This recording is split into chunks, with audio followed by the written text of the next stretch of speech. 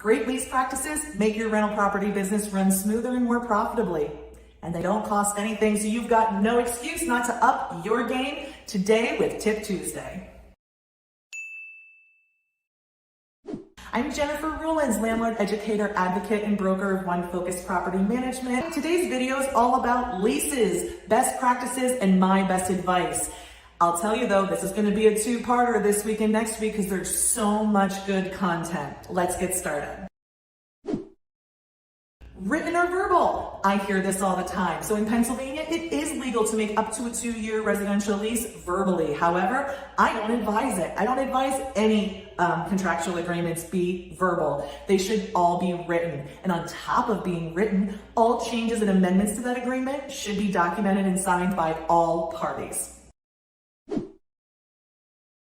Month-to-month leases or annual leases. Rental property owners will tell you all the time, I like to write a month-to-month lease because I think it makes it easier to deal with the tenant if they become a problem. I think that's really poor advice. I think you should instead focus on being able to write and enforce a quality lease with a qualified tenant. That's going to go far smoother for you and far more profitably than simply a month-to-month lease. We have to remember, attracting tenants isn't free. Leasing isn't free. It's very costly, at least in terms of your time. And if you're doing any sort of advertising and application processing, there's probably some costs included as well. So if you're putting in all that money to attract a qualified tenant, shouldn't we get some lease performance out of that? Shouldn't we get at least a year's worth of tenancy? I tend to think so.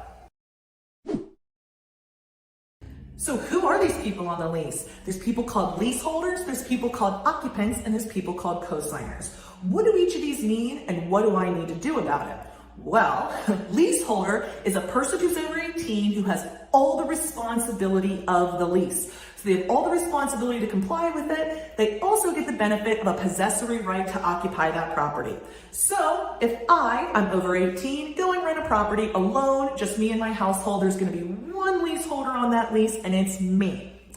Now, if I have somebody else in my household who's not qualified to be a leaseholder, two major ways this happens. One, they're a child, they're under 18 years old, so that legally they can't execute a contract or be held responsible to it. That would be an occupant. Also, a person who's not able to execute contracts. So maybe somebody with a cognitive disability that isn't able to execute on their own contracts could also be an occupant. So occupants are generally listed below the leaseholders and are defined as people who are entitled to occupy the property, but don't have obligations to pay rent or to comply with the terms. All of those responsibilities belong to the leaseholders, and it's their job to make sure that their occupants are not breaking any terms of the lease. The third type of person who can appear on a lease is a co-signer. A co-signer is a leaseholder. They're a person who has all the responsibilities of the lease and they have none of the benefits. They are not entitled to occupy that property or enjoy any of the possessory right to occupy. So you can have up to 3 different kinds of people on the lease. So that first example where I live by myself, let's say instead I have a child. I have a 10-year-old child in my household. On that lease, I would be the leaseholder and my child would be an occupant. Now, if I didn't meet the application standards of the landlord I was applying with, they may require a co-signer of me. So I might ask one of my parents to co-sign on my lease. So in that case, I would be the leaseholder, my child would be the occupant, and my parent would be the co-signer. I have all the rights and responsibilities of the lease. I also get to occupy it. The co-signer has all the rights and all the responsibilities and none of the rights, and the occupant has all of the rights and none of the responsibilities. So you can see how those are different things.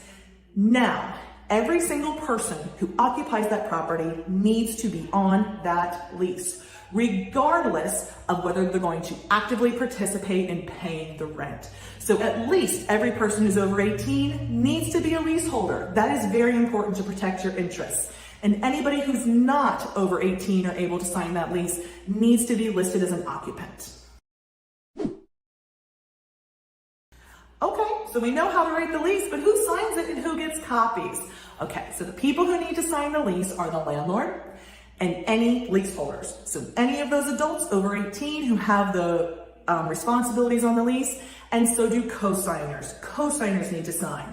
Occupants do not need to sign the lease. An important thing you need to make sure to do is make sure all those signatures appear on the lease prior to issuing keys. So what you should not do is allow the lease to be partially executed and give possession of the unit to the tenant. We need to make sure all those signatures are on there before possession is handed over. And that can be tough because when people are moving, they often get separated and somebody's not there present with them. So make sure to handle that well before move-in day. You want to make sure all the tenants get a copy of the lease once it's signed. So everybody in the transaction needs to have a copy of that lease once it's executed. It's very important that you do not sign the lease before the tenant. So some people will practice signing the lease and sending it to the tenant, asking them to sign it and then return it.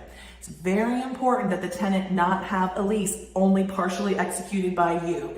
It gives them a lot of options whether or not they decide to execute it and when. The lease is the governing document with your tenant. So anything that comes up in your relationship really should be governed by that contract. Now, you need to keep a hold of it. You need to treat that lease like the asset that it is. It really goes along with the property. The property doesn't have a whole lot of value as an income producing property without a valid and an intact lease. So I meet a lot of rental property owners who don't have leases anymore. They've lost them or they've been mishandled. These leases need to be kept safely and securely, preferably in a safe or a safe deposit box. But it's so easy now to scan things and keep them in digital repositories that are safe and will never be compromised. I strongly ask you to consider scanning your leases and keep them digitally as well as on paper. That way you have a nice backup. I have so much more to share on leases. I'm gonna make a part 2 and post it next week. But you don't have to worry about that. If you subscribe, it'll come right to you once it's posted.